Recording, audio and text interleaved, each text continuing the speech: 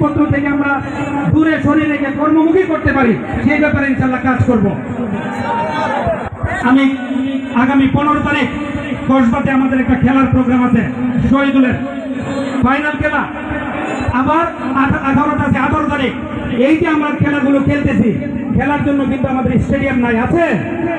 তাইলে দুইটা উপজেলাতে আমরা কিভাবে স্টেডিয়াম করতে পারি এবং কিভাবে আমাদের খেলোয়াড়দেরকে ট্রেন করতে পারি, প্রশিক্ষণ দিয়ে তাদেরকে উন্নত খেলোয়াড় হিসেবে তৈরি করতে পারি, সেই লক্ষ্যে আমরা আপনাদের সাথে কাজ করবো ইনশাআল্লাহ।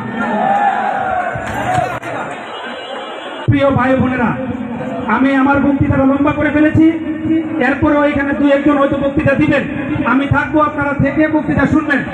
মহাসমাবেশে যারা আয়োজন করেছে, যারা কারিগর, আমি সবার প্রতি কৃতজ্ঞতা প্রকাশ করছি। এবং আমার যারা সুধীমণ্ডলী, এই যে প্রিয় জনপদের প্রিয় সমাবেশ, সবাইকে আমি স্বাগত জানাই, সবার প্রতি আমি কৃতজ্ঞতা প্রকাশ করছি। আপনাদেরকে বলবো, আগামী দিনে এইভাবে আমার পাশে থেকে, আগামীকালকে থেকে প্রত্যেকটা ঘরে ঘরে, প্রত্যেকটা বাড়িতে বাড়িতে আমাদের লোকজনকে আমরা সেট করব। সবাই সবার ঘরে ঘরে গিয়ে আমাদের প্রার্থীর সালাম জানাবেন, ব্যক্তিগতভাবে আমার সালাম দিবেন এবং ধানের শীষে ভোট দেওয়ার জন্য আহ্বান করবেন। বাংলাদেশে